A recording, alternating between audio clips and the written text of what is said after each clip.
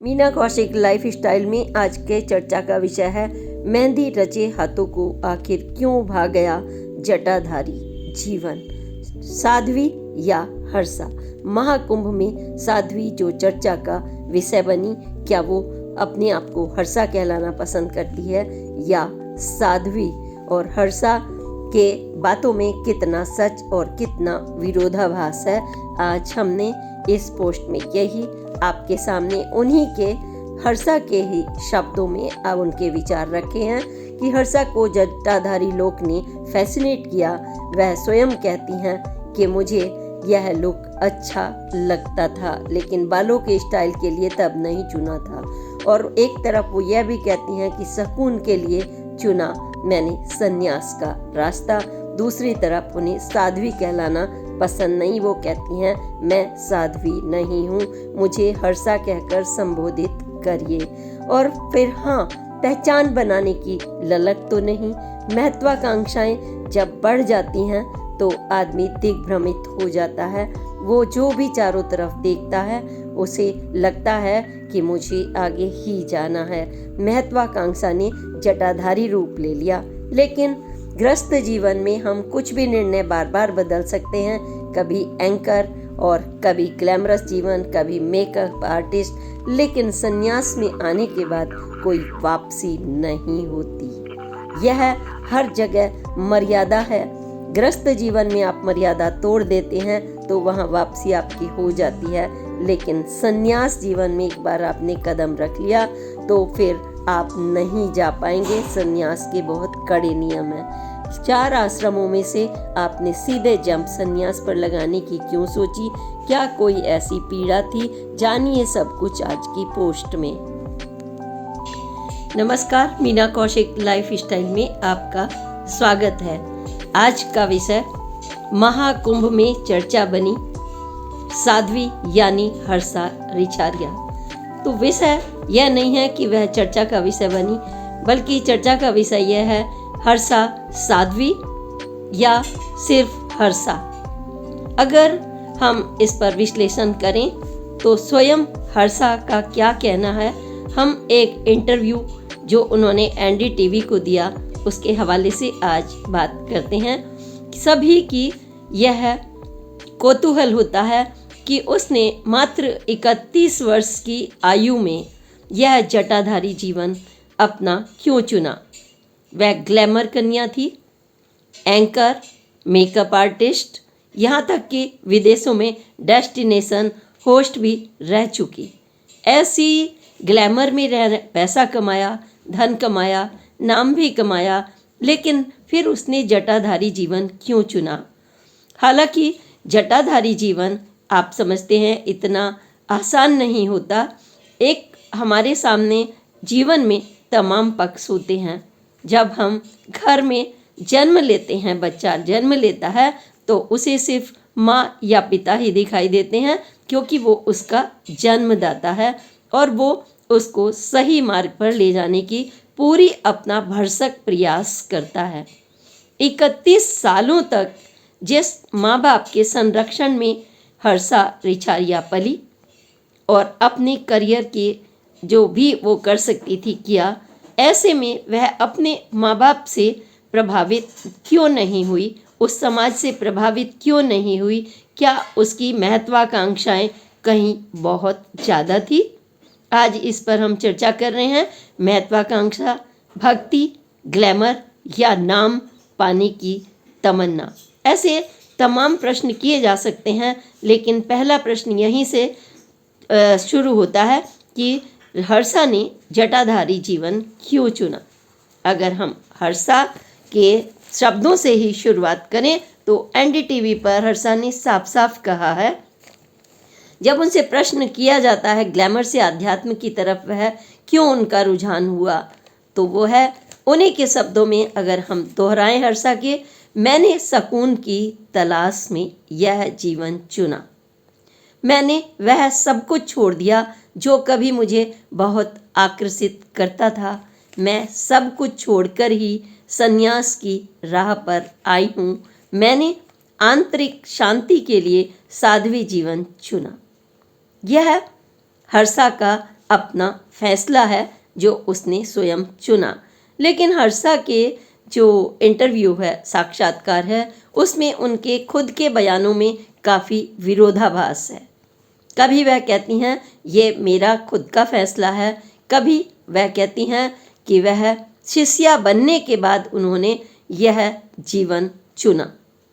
कभी वह कहती हैं कि मैं 3 साल पहले से ही जब देखती थी तो मुझे जो ये लुक है जटाधारी जीवन का वो प्रभावित करता था, और वो दुनिया को प्रभावित करते करते, यानी कि इन्फ्लुएंसर का जो करियर था, दुनिया को इन्फ्लुएंस करते करते स्वयं जटाधारी जीवन से इन्फ्लुएंस हो गई। यही है ना इसका निचोड़। बल्कि क्या है यह तो हमारे दर्शक बताएंगे, लेकिन हम इसकी आज उन्हीं के साक्षात्कार पर विवेचना इसलिए कर रहे हैं क्योंकि हर वो माँ बाप जिसने अपने बच्चे को 25 साल पाला और वह ये सोचता है पढ़ाया लिखाया, अच्छे से अच्छी शिक्षा भी दी, जो कि वो एंकर बन चुकी, जो कि वो मेकअप आर्टिस्ट बन चुकी, जो कि विदेशों में उसने उड़ान लड़ाई, लेकिन माँ बाप उधर शादी के लिए बैठे हैं, गहने कपड़े पूरी तैयारी कर चुके हैं, और जब प्रेस वाले उनके घर पहुंचते हैं तो उनकी आंखों में आंसू आते हैं और वो कहते हैं हमारी बेटी को साध्वी मत कहिए, हम तो उसकी शादी की पूरी तैयारी कहे बैठे हैं। बिल्कुल एक माँ बाप यही चाहते हैं, और क्यों ना चाहें। सनातन संस्कृति में भगवान, अगर महादेव की बात करें तो उन्होंने 4 गृहस्थ आश्रम की बात कही है, वैष्णवों में कहें तो 4 आश्रमों की बात की है, जिसमें होता है गृहस्थ आश्रम, वानप्रस्थ आश्रम, संन्यास आश्रम सबसे बाद में आता है। 4 आश्रमों की बात की जाती है और वहीं से हमारे कर्म भी निश्चित किए जाते हैं, ब्राह्मण क्षत्रिय वैश्य शूद्र। इसी तरह से जो आश्रम है जीवन के वो भी 4 ही हैं। अब जब 4 आश्रम हैं तो गृहस्थ आश्रम तो पितृ ऋण आप तभी चुकाते हैं जब आपको भी किसी ने जीवन दिया है, आपने किसी के गर्भ में जन्म लिया है। आप जैसे सृष्टि में शिव आपको पैदा करते हैं और शक्ति पैदा करती हैं, तो आपके माता पिता शिव और शक्ति हैं जो भक्ति की पराकाष्ठा होते हैं। क्योंकि अगर हम बात करें, भगवान शिव की भक्त बताती हैं अपने आप को साध्वी, जिन्हें कहा जा रहा है, मैं साध्वी नहीं कहूँगी क्योंकि हर्षा ने स्वयं इस इंटरव्यू में कहा है, मुझे जब हमारी पत्रकार महोदय पूछती हैं उनसे मैं आपको क्या कहूँ, शिष्या, साध्वी या क्या, तो वो कहती है मुझे हर्षा कहकर ही संबोधित करिए। क्यों? क्योंकि इसका मतलब यह है कि हर्षा अपनी एक खास मुकाम और पहचान अपने नाम की बनाना चाहती है, और उसने इंटरव्यू में यह भी कहा है कि मेरे बारे में लोग टैग कर रहे हैं साध्वी के रूप में, मैं साध्वी नहीं, फिलहाल मैंने सिर्फ गुरु मंत्र लिया है और मैं सिर्फ एक शिष्या हूँ, सामान्य शिष्या, वो भी नॉर्मल शिष्या शब्द का इस्तेमाल किया कि मैं नॉर्मल शिष्या हूँ और मैंने भगवा नहीं पहना। फिर विरोधाभास में वो यह भी कहती हैं कि मैं कई बार भगवा पहन चुकी हूँ, और उन्होंने यह भी कहा कि मुझे ये जटाएं और हर वो चीज़ जो भक्ति से जुड़ी, जहाँ मैं रमती हूँ, वो मुझे अब उस अपनी ओर खींचती है धीरे धीरे। लेकिन यह इन्फ्लुएंस कब हुआ? जब वह अपने गुरुदेव के सानिध्य में आई और गुरु मंत्र लिया। बाकायदा जब गुरु मंत्र लिया तो वहाँ पर वो इन्फ्लुएंस हुई। इट मीन्स क्योंकि वो उन्हीं के शब्दों में, क्योंकि वो ये भी कहती हैं कि मैंने अभी अपने करियर को ब्रेक लिया है, यानी छोड़ा नहीं है। वो अपने शब्दों में कहती हैं कि मैंने अभी ब्रेक लिया है। लोग मुझे क्यों टैग कर रहे हैं? एक तरफ तो वो ये कहती हैं कि जो ब्लॉगर्स हैं उन्होंने अपनी शोहरत के लिए, अपना वीडियो वायरल करने के लिए मुझे साध्वी में वायरल किया है, और निश्चित रूप से जब पत्रकार कहती हैं कि आपको भी फ़ायदा हुआ होगा तो वो कहती है हाँ हुआ है, लेकिन एक शब्द वो और भी कहती हैं कि गलत पहचान, गलत नाम जुड़ जाना, वो गलत शब्द का इस्तेमाल करती हैं। क्या क्या वो साध्वी जीवन को पसंद नहीं किया? और वो कहती हैं कि इंसान को सही पहचान मिलना जरूरी है। इन्फ्लुएंसर होने के नाते जाहिरा तौर पर मुझे फ़ायदा हुआ, सी सेज, लेकिन मुझे लगता है इंसान को सही पहचान मिलना जरूरी है। तो क्या वो साध्वी नाम से संतुष्ट नहीं, वो सिर्फ नाम चाहती हैं? हर्षा फिर से कहती है, जरा सा गलत नाम या गलत शब्द जुड़ने से इंसान की पूरी इमेज बदल जाती है। और इस टैग से सोशल मीडिया मेरे फॉलोवर्स बढ़े हैं, लेकिन नेगेटिव चीज़ों का सामना कर रही हूँ। लोग पूछते हैं ये साध्वी कैसे बन सकती है, ये साध्वी बनने लायक नहीं है। वो पुराने रील्स और कपड़ों पर ट्रोल करने वालों को भी जवाब देती हैं। क्या मैं इसे पॉजिटिव तरीके से लेती हूँ? इससे लोगों को पता चलेगा कि ज़िंदगी में कैसे बदलाव आता है। लोग जानेंगे मैं कहाँ से कहाँ पहुँच सकती हूँ। यानी उत्तराखंड की रिछारिया रहने वाली, मूल घर उनका मध्य प्रदेश में भोपाल में है, महामंडलेश्वर की शिष्या बन गई। ग्लैमर की दुनिया से भक्ति की दुनिया में जुड़ना कैसे?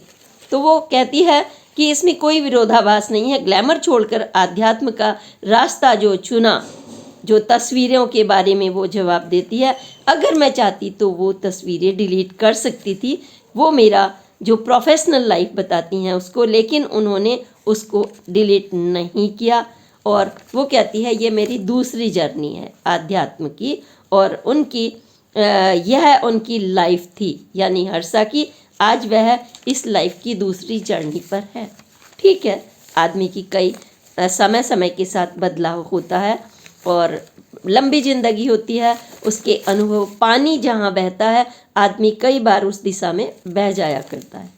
यह परेशानी हो चाहे कितना भी ग्लैमर हो। हमने फिल्म में पत्रकार होने के नाते और सोशल सामाजिक जीवन में होने के नाते और राजनीति में होने के नाते भी यह कहूँगी कि कई बार ऐसा होता है कि जो अपना एक जो जिसका स्वयं का व्यक्तित्व वो तो कभी प्रभावित नहीं होता, या फिर ग्रह भी होते हैं। जैसे मान लीजिए आप कहें सिंह राशि है, आप तमाम ज्योतिषाचार्य कहते हैं वो आत्मविश्वास से पूरे भरपूर होते हैं, तो वो प्रभावित नहीं होते, वो अपने आप दूसरों को लीड कर लेते हैं। एक लीड हो जाता है, एक लीड करता है, एक प्रभाव में बह जाता है, एक उल्टी दिशा में भी अपना जीवन को बदल लेता है। तो महादेव वो कहती हैं कि मैं केदारनाथ भी गई हूँ और मैं महादेव की भक्त हूँ। और भक्ति में कई बार क्या होता है कि वो कहती हैं ईश्वर का जो संतान भगवान स्वयं निश्चित करते हैं। वो दूसरी तरफ ये भी कहती हैं कि भगवान स्वयं निश्चित करते हैं कि उनका प्रिय बच्चा उनकी तरफ कौन सा खींच रहा है।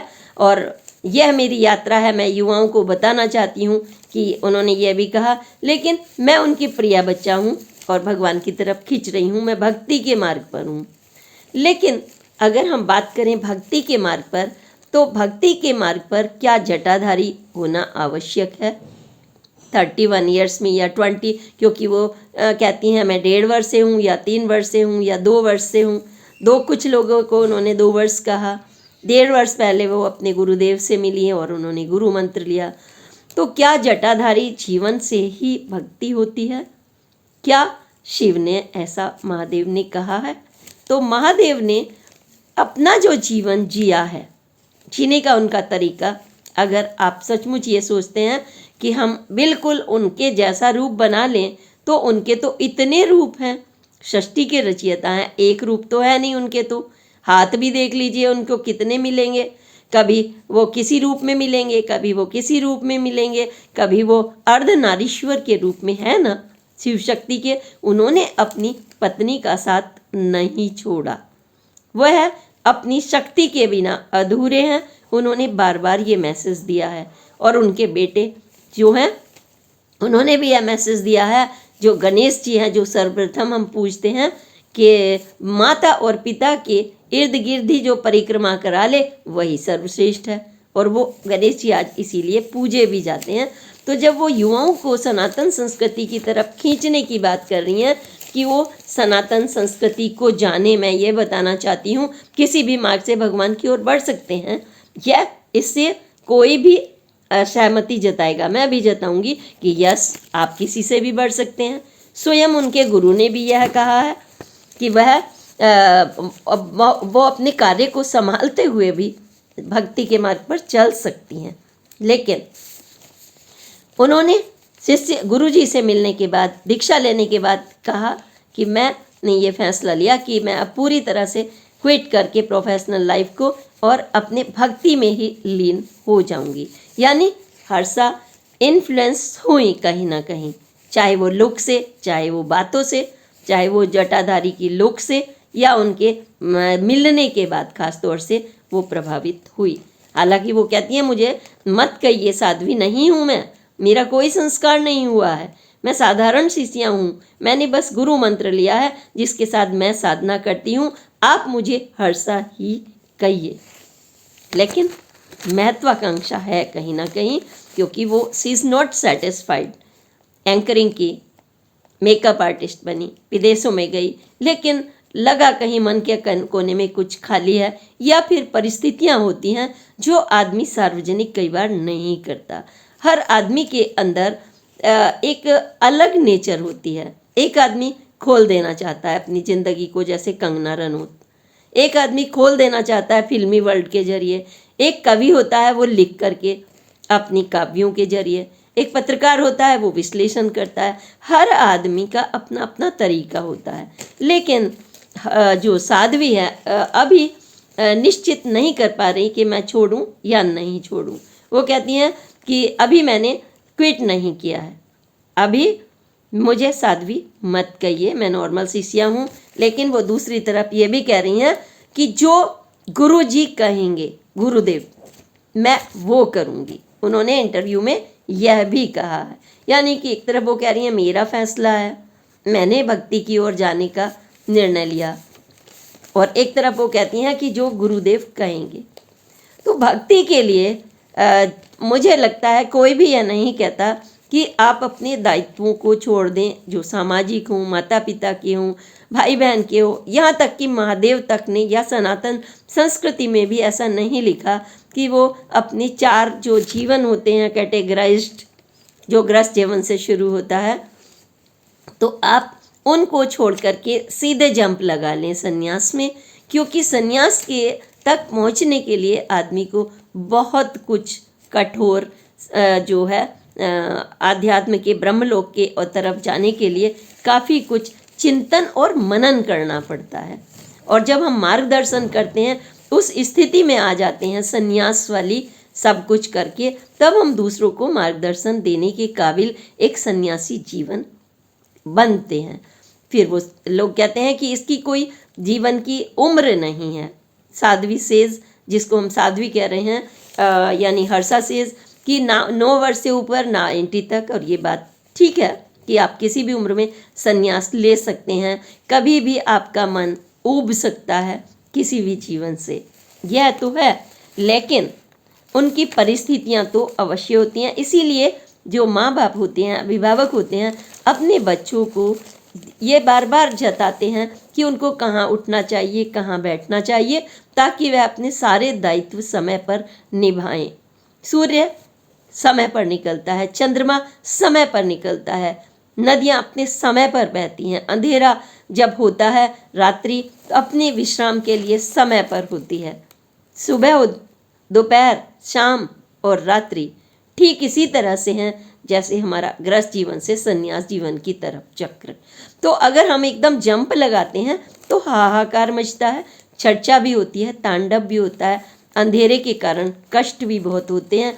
जब आपने जीवन चुना साध्वी के रूप में जाने का, संन्यास का, जो आप कहती हैं मैंने ये रास्ता चुना सुकून के लिए, तो कहीं ना कहीं कोई आपके जीवन में समस्या आई। माँ बाप यही चाहते हैं कि वो जीवन में आपकी समस्या ना आए, तो वो कई बार उंगली कब तक पकड़ेंगे, वो अपने संस्कारों से आपको सिखाने की, पढ़ाने की, लिखाने की कोशिश करते हैं। लेकिन आपको कई बार बाहर का जीवन ज़्यादा आकर्षित करता है।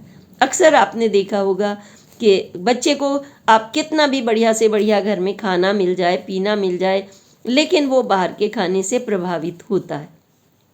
चाहे वो ऑयली हो, चाहे वो बेचैन करे, चाहे वो बीमार करे, कुछ भी करे, लेकिन वो प्रभावित करता है। आपने यह देखा होगा कि आपने जटाधारी जीवन में ज़्यादा झुक गए तो वहाँ झुकाव हो गया, ब्रह्म कुमारी में गए तो आपने उनकी बातें सुनी, 4 घंटे बैठे, 6 घंटे बैठे, 8 घंटे बैठे, नौकरी भी आपकी अव्यवस्थित हुई, परिवार भी अव्यवस्थित हुआ, और बात आप करते हैं तमाम जो कहने वाले हैं कि हम विस्तृत वसुधैव कुटुंबकम की बात कर रहे हैं। नहीं, आप कहीं ना कहीं अपने दायित्व से हटे। जो दायित्व आपके माता पिता ने निभाया, पिता ने निभाया, समाज ने निभाया, कहीं ना कहीं आप हटे, तब उस पर गए। और अगर बात करते हैं कि नहीं हटे और हम इन्फ्लुएंसर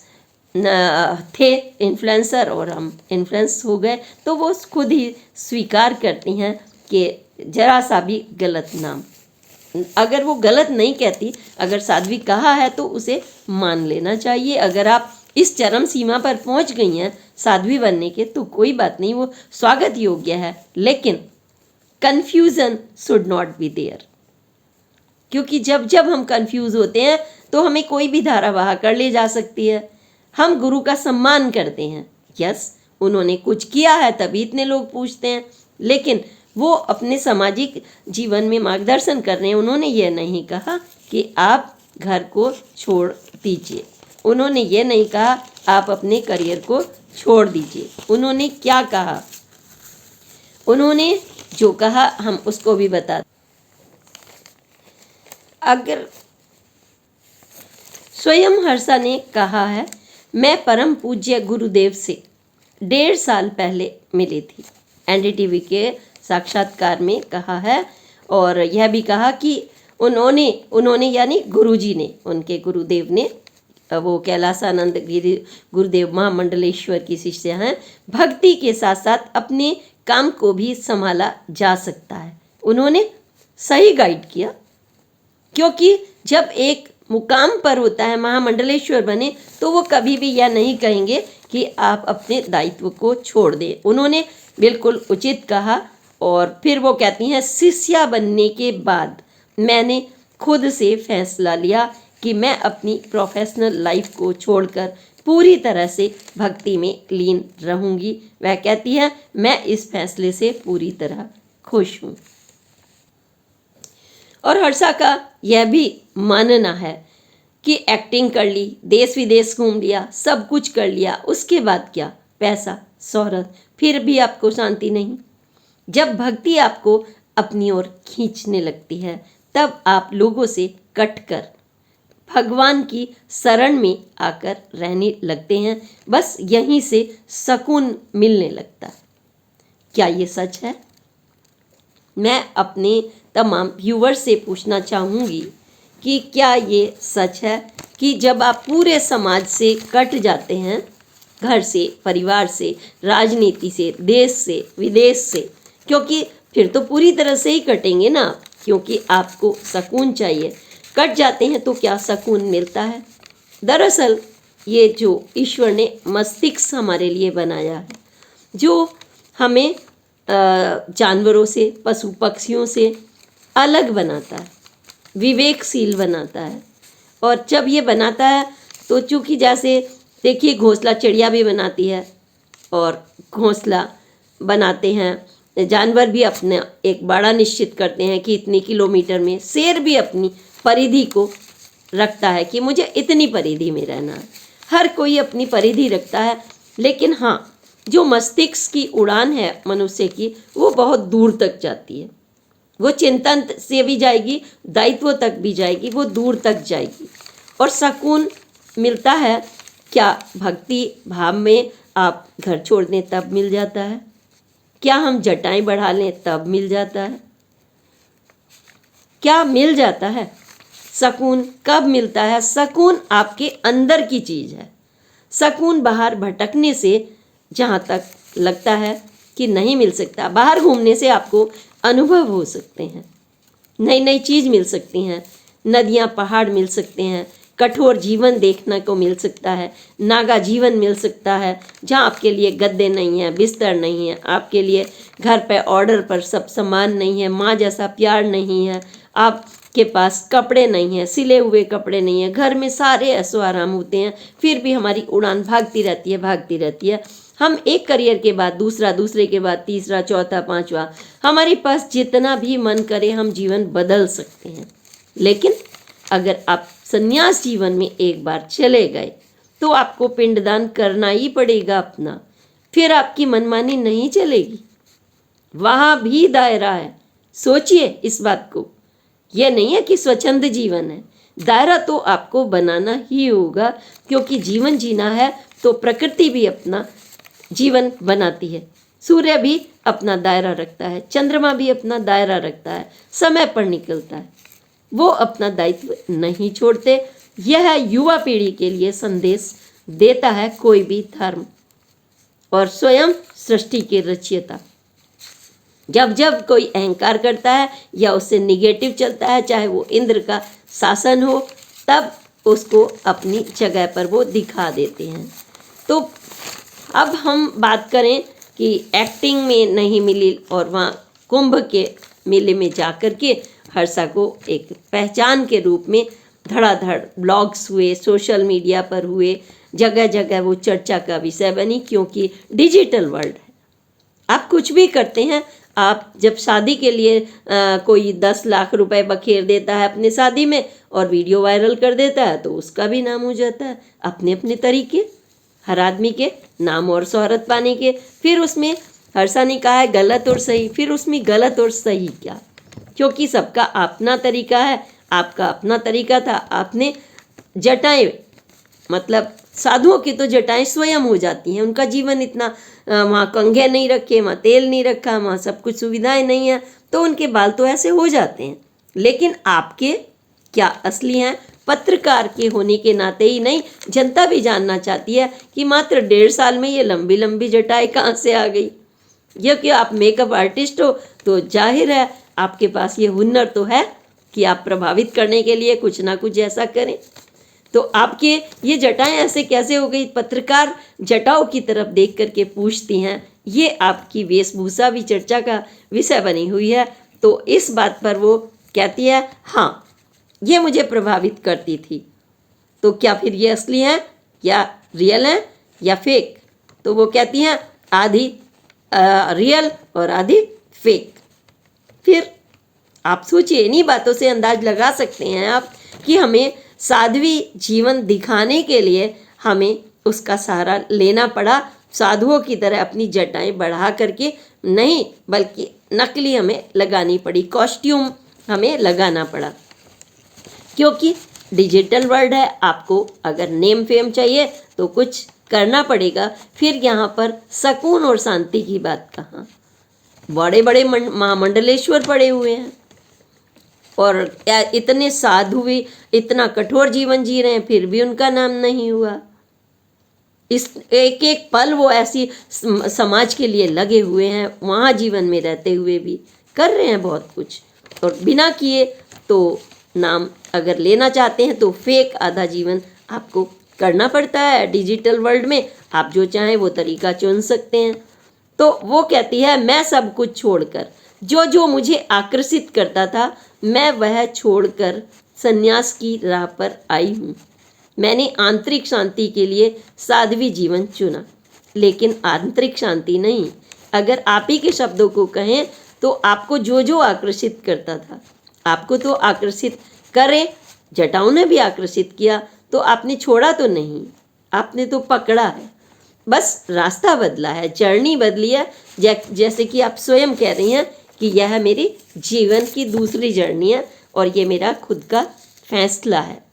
मैंने पिछले जीवन को डिलीट नहीं किया है, प्रोफाइल को। हर्षा यह भी कहती है, मैं चाहती तो कर सकती थी। उनका यह भी मानना है कि जो पत्रकार कहते हैं कि आप लोग पूछते हैं, वो कहती है मेरे पास बहुत लोग पूछते हैं कि आपके साथ क्या किसी ने लव में धोखा दिया, क्या आपके साथ कुछ बुरा हुआ कि आपको इस जीवन यानी संन्यास जीवन की तरफ अपना रुख करना पड़ा ग्लैमर से। तो वो कहती हैं कि आध्यात्म में जब जुड़ना पड़ा, क्या बुरा हुआ, ये लोग मुझसे पूछते हैं। तो वो कहती है जीवन में बुरा होना जरूरी नहीं है, भगवान से जुड़ने के लिए जरूरी नहीं है। ठीक है, ये बिल्कुल सही है कि भगवान से जुड़ने के लिए कुछ बुरा होना जरूरी नहीं है।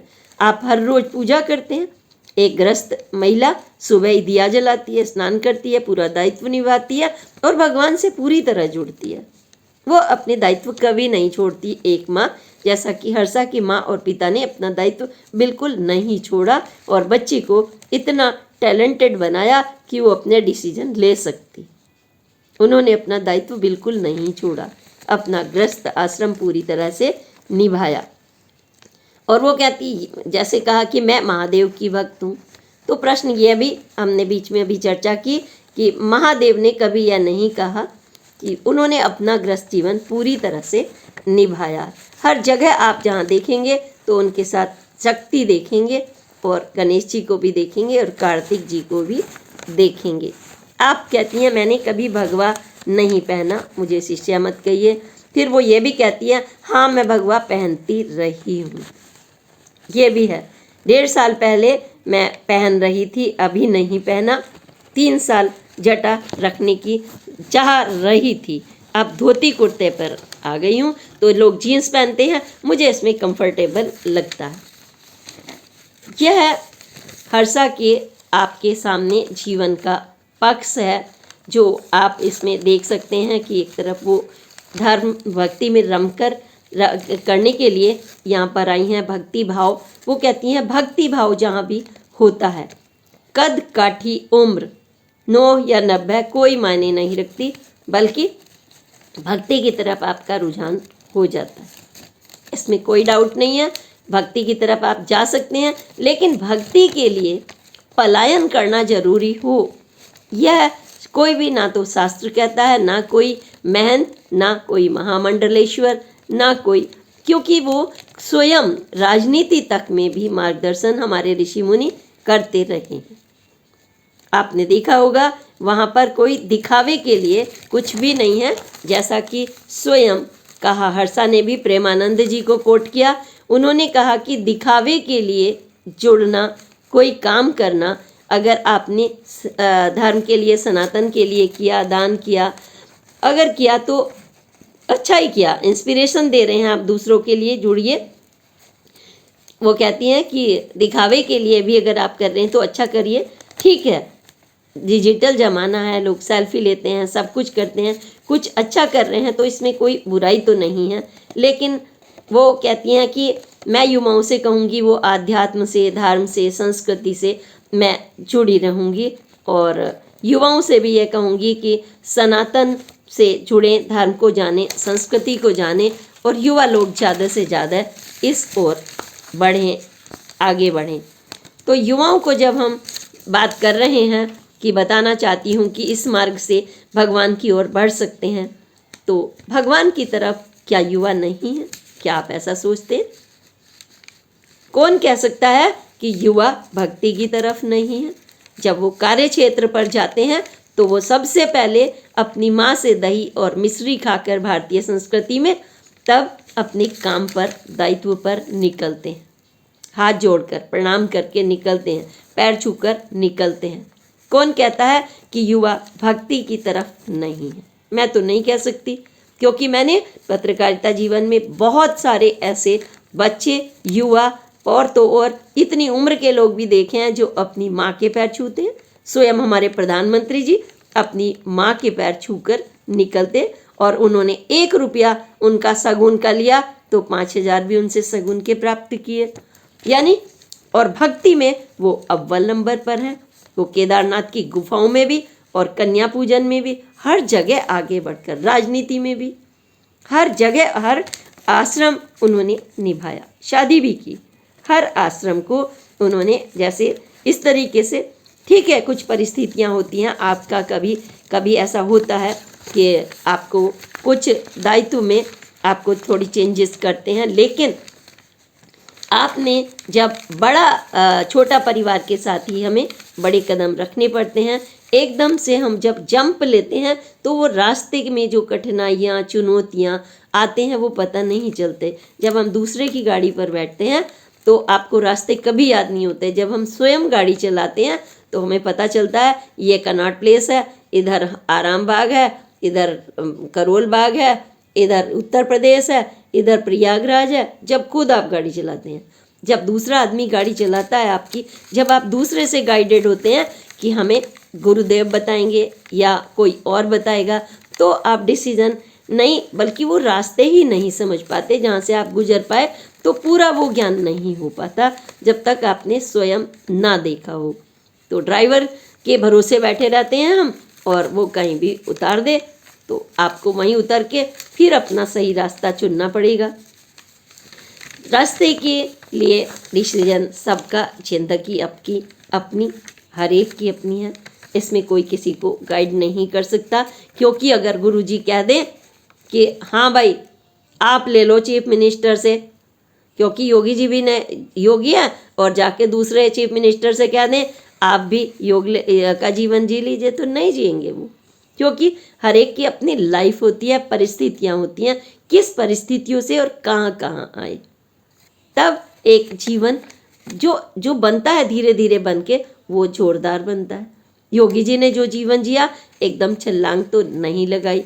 छोटी सी उम्र में उन्होंने गायों की सेवा की, पढ़ाई की, लिखाई की, कहाँ कहाँ रहे, वो पूरा अगर अध्ययन करके देखें, किसी का भी, किसी एक का नहीं बोल रही हूँ मैं, चाहे वो महामंडलेश्वर जी भी हों या कोई भी हो, तो उसमें काफ़ी कठोर तपस्या, इसको तपस्या ही कहिए जीवन को। जीवन एक तपस्या है, या जीवन एक सुंदर, एक पगडंडियों की तरह से एक सुंदर जीवन है, जिसमें उतार चढ़ाव बराबर आते रहते हैं। रही बात सुकून की, हम कहीं भी चली जाएं, अगर हमारे मान लीजिए केदारनाथ में तूफान आया, बादल फटे, 10,000 लोग मारे गए, आप विदेश में चले जाएं, अमेरिका में बैठकर जहाँ शैंपेन चल रही हो, क्या आप वो घटना भूल सकते हैं? क्या आप वो अपने दिमाग से निकाल सकते हैं? आपको जिस माँ बाप ने पैदा किया, आप क्या उसको निकाल सकते हैं दिमाग से? नहीं। दिमाग के अंदर आपके सारा भक्ति का भाव है, सारी फीलिंग्स है, सारा कर्म है दिमाग के अंदर, जो आपको गाइड करता है। जब आप शिवालय में जाते हैं, जल चढ़ाते हैं, तो आप वहाँ से धन नहीं लेकर आते, वहाँ पर आत्मविश्वास लेकर आते हैं। वहाँ पर उनके कर्म को अपने अंदर उतारते हैं, अपने को एक्टिव करते हैं। जब आप एक्टिव करते हैं तो आपके अंदर वो आत्मविश्वास बढ़ता है। और यही जीवन का चक्र है कि जब आप धीरे धीरे रास्ता नापते हैं तो अपने आप भक्ति पराकाष्ठा पर पहुंच जाती है, और भक्ति ही हठ योग बनती है, और हठ योग ही ब्रह्मलोक का रास्ता दिखाता है। आप सीधे अगर हम ब्रह्मलोक में जाने की बात करने लगे हैं, स्वर्ग में, तो भगवान ने आपको जीवन क्यों दिया है? क्या आपने कभी ये चिंतन किया? ये भी करना पड़ेगा। और भगवान ने किस रूप में किया? षष्ठी जो बनाई है, माँ और पिता, शिव और शक्ति का रूप। और हाँ, जब उनकी चर्चे हो रही हैं तो हर्षा का यह भी कहना है कि जो मेरे फॉलोअर्स हैं वो बड़े तो हैं, लेकिन मैं निगेटिव चीज़ों का सामना कर रही हूँ। लोग पूछते हैं यह साध्वी कैसे बन सकती है, यह साध्वी बनने के लायक नहीं है। देखिए, समाज अपने अपने ढंग से जरूर विवेचना करेगा, क्योंकि अगर कल आप माँ होती, ठीक है, आप अभी सन्यासिनी जीवन पर चली गई ना, आपने अभी संपूर्ण रूप से साध्वी बनी है, मान लीजिए आपकी शादी हो जाए, तो आपका बच्चा अगर कहीं बाहर स्कूल में जाता है और वो घर वापस नहीं लौट कर आता, तो क्या आप टीचर से नहीं पूछते कि कहाँ चला गया? क्या आप उसे नहीं ढूंढते? आपकी माँ गायब हो जाए, क्या आप उन्हें नहीं ढूंढते? कोई भी चीज़ जब प्रकृति से हट जाए, चंद्रमा, पानी, रोशनी, तो वो क्वेश्चन का तो सवाल बनेगा ही, क्योंकि जब जब भी कुछ अलग हटकर होता है, या तो वो चर्चा का विषय बनेगा, या चिंतन का बनेगा, या आत्मविवेचन का बनेगा। तो लायक है या नहीं, ये प्रश्न इसलिए पूछे गए होंगे क्योंकि हर एक की अलग अलग जो सीमाएं हैं और मर्यादाएं हैं, और उनके रास्ते भी अलग अलग हैं। जब कोई एक झटके से यह निर्णय लेता है तो वो प्रश्न स्वाभाविक होते हैं। चाहे वो कपड़े हों, वो आपके पुराने कपड़े भी भेजेंगे, आप कैसे ड्रेसअप होते थे, और आज भी आप ड्रेसअप हो रहे हो, नो डाउट। तो आप इसे पॉजिटिव ढंग से लेती हैं। आपने कहा है कि इससे लोगों को पता चलेगा जीवन में कैसे बदलाव आता है। लोगों को पता है स्वयं जीवन के बदलाव का, क्योंकि वह भी जीवन को देखते हैं। ऐसा नहीं है, तभी वो प्रश्न करते हैं। जब जब समाज में कुछ अलग हटकर होता है तो वह चर्चा का विषय बनता है। वह कब बनता है, कैसे बनता है, ये परिस्थितियां अलग हैं। कुछ लोग मन के कोने में बहुत सारी चीज़ें छुपा लेते हैं और कुछ कह दिया करते हैं या कुछ समय पर कहते हैं। जैसे बहुत बड़े बड़े आपने देखा होगा लोग बने हुए हैं, कब से वो मन में भरे हुए बैठे होते हैं, लेकिन जब एक मुकाम पर पहुंचते हैं तब वो बोल पाते हैं। और जब आप कहीं आध्यात्म और भक्ति की जगह बैठे हुए हों या महामंडलेश्वर के बारे में बैठे हुए हों तो आप निश्चित तौर पर उन बातों को नहीं कहेंगे जो आपने जिया है, क्योंकि वो सांसारिक जीवन में ऐसा बहुत कुछ होता है जो कुछ कहने के लायक होता है और कुछ नहीं कहने के लायक होता है, सिर्फ सीखने के लायक होता है। जब हम दूसरों से प्रभावित होते हैं तो हम अपने रास्ते से कहीं ना कहीं भटक जाया करते हैं या फिर हवा में बह जाया करते हैं। माँ बाप और समाज आपको उसी रास्ते पर रखने का हमेशा कोशिश करता है, चाहे वो धर्म गुरु हों, महामंडलेश्वर हों, माता पिता हों या फिर महादेव हों। जब महादेव शब्द लगता है तो सोच लीजिए उनकी जो आपको पैदा करते हैं उनका अवश्य ही यह सोचते हैं कि उन्होंने आपको मस्तिष्क दिया है, आपको अच्छा पैर हाथ सब कुछ सुविधाएं दी है और इतना सुंदर प्रकृति दी है भारत जैसी, तो आप अपने विवेक से कार्य करें। सबसे बड़ी चीज़ यही है। लेकिन हमने अपनी जनता को बताने की कोशिश की हर्षा रिछारिया के विचार कि वह क्या सोचती हैं, तो अभी उनके विचारों में विरोधाभास है कि अभी उनको यह भी नहीं पता कि मुझे साध्वी बनना है या नहीं बनना है। अभी वह अपना निर्णय गुरुदेव पर छोड़ रही हैं, लेकिन माता पिता पर नहीं। चिंतन जारी रहेगा समाज के बीच इस तरीके का। और जहाँ तक युवाओं की बात है, युवा बहुत एनर्जेटिक होते हैं। हर कोई कभी कभी परिस्थितियाँ उनको वहीं ले जाती हैं जहाँ वो बैठते हैं, उठते हैं, देखते हैं। कभी डॉक्टर की दिशा में जो जैसा कार्य देखते हैं उससे प्रभावित हो जाया करते हैं। इसी के साथ हम साध्वी या हर्षा छोड़ते हैं आप पर, हर्षा जी, कि आप कौन सा जीवन चुनती है। ये आपका जीवन है और आदमी को अपना निर्णय लेना चाहिए। पूरा आत्मविश्वास आपका हो और उसी का आप निर्णय लें, यही हम उम्मीद करेंगे। और समाज के प्रश्नों का उत्तर तो हर वक्त देंगे। तो यह लकी लोग होते हैं जिनको यह मौका मिलता है कि आप उनके उत्तर दें। इसी के साथ अगली पोस्ट तक के लिए प्रणाम। जय हिंद, जय भारत।